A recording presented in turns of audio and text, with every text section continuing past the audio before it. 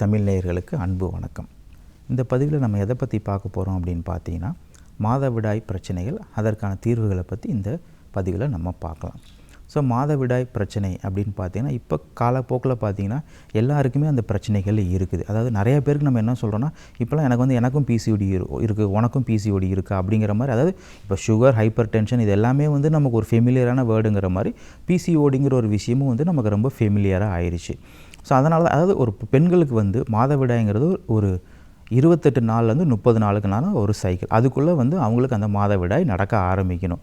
இதில் ஒரு plus R minus நமக்கு இருக்கலாம். அதாவது இப்போ ஒரு குழந்தை அதாவது ஒரு 10, 11 வயசு, 12 வயசில் ஒரு குழந்தை பியூபர்ட்டி அட்டைன் பண்ணுது அப்படின்னா, ஒரு குழந்தை ஃபஸ்ட்டு ஒரு 3-4 இயர்ஸ்க்கு அவங்களுக்கு முன்ன பின்ன இருக்கலாம், அது பிரச்சனை கிடையாது. நாளடைவில் பார்த்திங்கன்னா அது ஒரு மந்த்லி சைக்கிளாக அது அப்படியே ரெகுலரைஸ் ஆக ஆரம்பிக்கணும். இதில் ஏதாவது பிரச்சனைகள் வர்றப்போ தான் பார்த்திங்கன்னா இந்த மாதிரி ஒரு மாதவிடாய் பிரச்சனைகள் நமக்கு எல்லாமே வர ஆரம்பிக்குது. அப்புறம் காலப்போக்கில் பார்த்திங்க அப்படின்னா கல்யாணம், ப்ரெக்னன்சின்னு போகிறப்ப பார்த்திங்கன்னா அப்போ நிறையா அந்த பிரச்சனைகள் நம்ம அதை ஃபேஸ் பண்ணிகிட்ருக்கோம். அதனால தான் இந்த மாதவிடாய் பிரச்சனையை நம்ம ஒரு ப்ரெக்னன்சி போகிறதுக்கு முன்னாடியோ ஒரு கல்யாணத்துக்கு முன்னாடியோ அதை ப்ராப்பராக நம்ம அதை கரெக்ட் பண்ணிவிட்டு அதுக்கப்புறம் நம்ம கல்யாணம், ப்ரெக்னன்சிங்குள்ள போனோம் அப்படின்னா நம்ம எந்த ஒரு காம்ப்ளிகேஷன்ஸும் இல்லாமல் கண்டிப்பாக நம்மளால் அந்த ப்ரெக்னன்சி லைஃப்பை நம்மளால் லீட் பண்ண முடியும். ஸோ இப்போ மாதவிடாய் பிரச்சனைக்கு முதல் காரணம் என்னென்னு பார்த்தீங்கன்னா, அதுவுமே ஒரு ஹார்மோனல் இம்பேலன்ஸ்னால வர ஒரு விஷயம் தான்.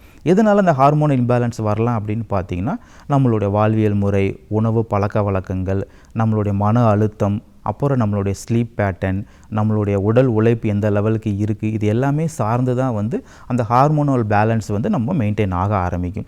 இதில் எதையாவது நம்ம சரியாக ஃபாலோ பண்ணல அப்படிங்கிறப்ப பட்சத்துக்கு தான் நமக்கு இந்த மாதவிடாய் பிரச்சனைகள் வருது. இப்போ நம்மளே அது ஒரு டேட்டா மாதிரி நம்ம எடுத்து பார்த்தோம் அப்படின்னா, இப்போ நம்ம எந்த மாதிரி உணவு பழக்க வழக்கங்கள் நம்ம எடுத்துக்கிறோம், சத்துள்ள ஆகாரங்கள் நம்ம எடுத்துக்கிறோமா, இல்லை நான் ரொம்ப ஜங்க் ஃபுட்ஸ் தான் நான் எடுக்கிறேன்னா, சத்துள்ள ஆகாரம் எடுத்துக்கிறேன்னா எல்லா சத்துக்களுமே நம்ம எடுத்துக்கிறேன்னா, இல்லை ஒன்லி மாவுச்சத்தை மட்டும் நான் எடுத்துக்கிறேன்னா அப்படிங்கிற ஒரு விஷயத்தையும் நம்ம பார்க்கணும். சமமான அளவை எடுத்துக்கிட்டே அதாவது இப்போ ஒரு நாளைக்கு இவ்வளோ கார்போஹைட்ரேட் எடுக்கணும், இவ்வளோ ப்ரோட்டீன் எடுக்கணும், இவ்வளோ ஃபேட் எடுக்கணும் அப்படின்னு இவ்வளோ மினரல்ஸ், விட்டமின்ஸ் அப்படிங்கிறது நம்ம உடம்புக்கு தேவை இருக்குது. அது எல்லாமே நான் எடுத்துக்கிறேனாங்கிறத நம்ம அனலைஸ் பண்ணி நம்ம பார்க்கணும்.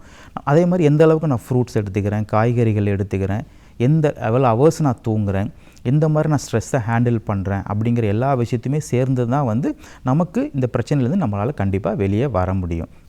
நம்மளே நம்மளோட லைஃப் ஸ்டைலை நம்ம யோசித்து பார்க்கலாம். இப்போ நான் எவ்வளோ மணி நேரம் நான் தூங்குறேன், காலையில் நான் எந்திரிக்கிறேன், எந்த மாதிரி உணவை எடுத்துக்கிறேன், என்ன வகையிலலாம் நான் ஸ்ட்ரெஸ்ஸை என்னோடய லைஃப்பை நான் ஹேண்டில் பண்ணுறேன், அப்புறம் என்னோடய குவாலிட்டி ஆஃப் ஸ்லீப் எப்படி இருக்குது, இது எல்லாமே சேர்ந்து தான் நமக்கு இந்த ஒரு சைக்கிள் விஷயத்தை கண்டிப்பாக நம்மளோட டிசைடிங் ஃபேக்டராக இருக்கும். ஸோ இப்போ டாக்டர் இப்போ எனக்கு பிரச்சனை வந்துருச்சு, நான் என்னோடய லைஃப் ஸ்டைலில் எந்த பிரச்சனையுமே கிடையாது அப்படிங்கிறப்ப பார்த்தீங்கன்னா வேறு என்னென்ன காரணங்களால் இது வரலன்னா, முன்னாடியே நான் சொன்ன மாதிரி இந்த பிசிஓடிங்கிற அதாவது நம்மளுடைய கர்ப்பப்பைக்குள்ளே ஒரு நீர்க்கட்டிகள் மாதிரி நமக்கு இந்த மந்த்லி ப்ராசஸை கண்டிப்பாக அது டிலே பண்ணும். இதுவுமே காலப்போக்கில் நம்மளோட டயட் பேட்டர்ன் மூலியமாகவோ இல்லை இதுக்கான சில யோகா பயிற்சிகள் மூலியமாகவோ நான் ரெகுலராக நம்ம பண்ணிக்கிட்டே வந்துட்டு இருந்தோம் அப்படின்னா கண்டிப்பாக இந்த பிரச்சனையிலுமே நம்ம மருந்து மாத்திரைகள் இல்லாமல் நம்மளால் கண்டிப்பாக வெளியே வர முடியும். அதே மாதிரி பழங்கள் நிறையா எடுத்துக்கிறது, ஜூஸஸ் நிறையா நம்ம குடிச்சிக்கிறது, அந்த மாதிரி நம்ம பண்ணுறப்போ கண்டிப்பாக இந்த பிசிஓடிங்கிற ஒரு பிரச்சனையில் கண்டிப்பாக நம்ம வெளியே வர முடியும். அப்புறம் நம்மளுக்கு அதுக்கான ஒரு டயட் சார்ட்டை நம்ம கண்டிப்பாக ஃபாலோ பண்ணணும். அதாவது காலையில் ஒரு கொஞ்சம் மாவுசத்து நிறைந்த பொருட்கள், ஒரு முட்டையை எடுத்துக்கலாம். மத்தியானம் ஒரு கப் அளவுக்கு நம்ம ரைஸ் எடுத்துக்கிட்டாலும் மீதி ஒரு 3/4 அளவு நம்ம காய்கறிகள், அது எந்த காய்கறிகளை வேணால் கூட நீங்கள் எடுத்துக்கலாம். அப்புறம் ஒரு கொஞ்சம் குறிப்பிட்ட டைமுக்கு ஒரு சின்ன பவுலில் எந்த மாதிரி ஃப்ரூட்ஸை நீங்கள் எடுத்துக்கலாம். அதே மாதிரி உடற்பயிற்சி கண்டிப்பாக நீங்கள் செஞ்சாகணும். இது எல்லாமே கரெக்டாக நீங்கள் ஃபாலோ பண்ணிகிட்டே வந்துட்டு இருந்தீங்கன்னா கண்டிப்பாக இந்த மாதவிடாய் பிரச்சனையிலேருந்து நம்மளை பாதுகாத்துக்க முடியும். அடுத்த பதிவில் உங்களை சந்திக்கிறேன். நன்றி, வணக்கம்.